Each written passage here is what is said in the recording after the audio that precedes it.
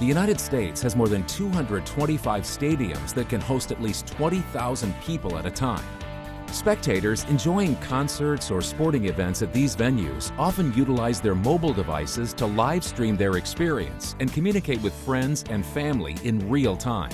However, the need for this type of technology extends way beyond sports and entertainment venues.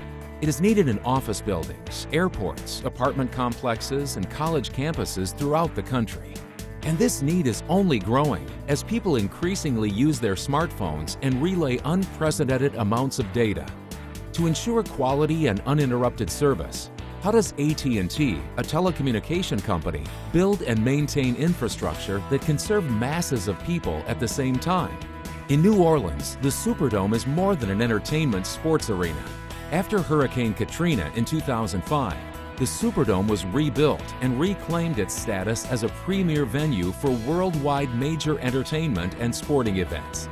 To prepare for one of America's favorite football games, AT&T enlisted top-notch engineers to find a way for more than 80,000 fans at the stadium to get cell phone reception, all using the same network.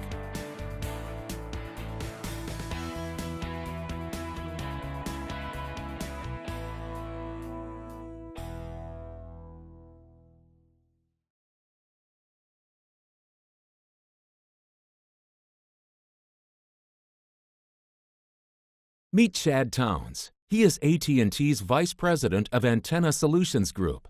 Chad and his team of architects, engineers, builders, and carpenters are called in when cell phone usage is predicted to skyrocket.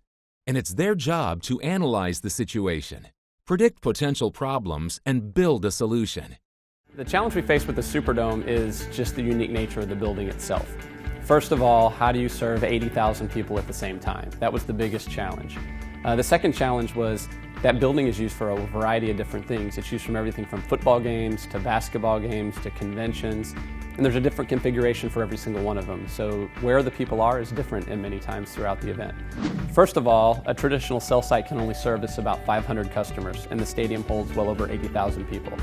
Next, we had to look at how do you support the network, what fiber optic capacity we had to service the equipment that's going to be placed into the stadium. And what we found is we had fiber, but we didn't have enough, so we had to reinforce the fiber backhaul network to support the wireless infrastructure that we were building. We also found that we wanted to plan ahead and look at what other needs we might have, and we found things like power. We wanted to be able to be available to back that up in case there was ever a power outage. And then lastly, we had to look at the surroundings of the building, because 80,000 people inside of the building is one thing, but those people come and go all at once, and so we had to reinforce the network that supports the building.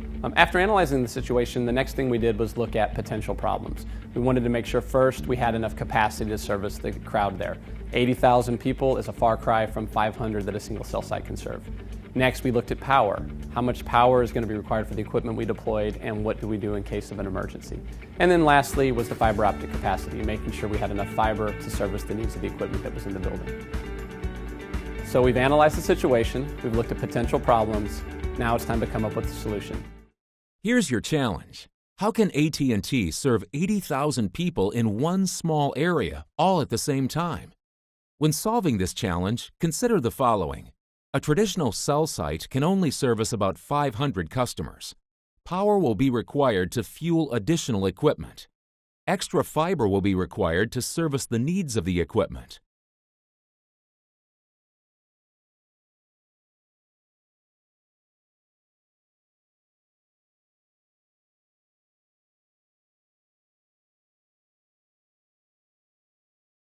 So after analyzing the situation, the first thing we tackled was capacity.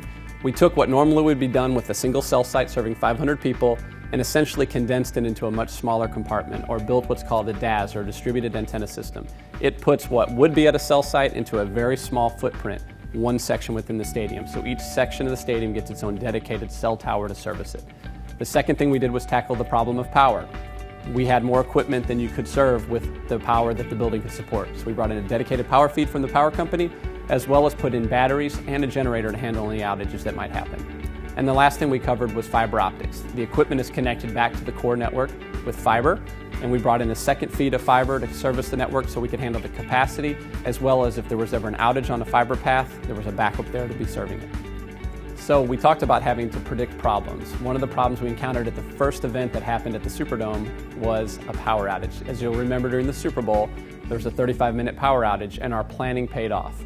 We actually had a dedicated power feed, we had battery backup and a generator backup, so we didn't skip a beat during the game. And therefore, our customers were able to continue to text, talk, and do the things that they wanted to do online during the event. How did your solution compare to AT&T's solution?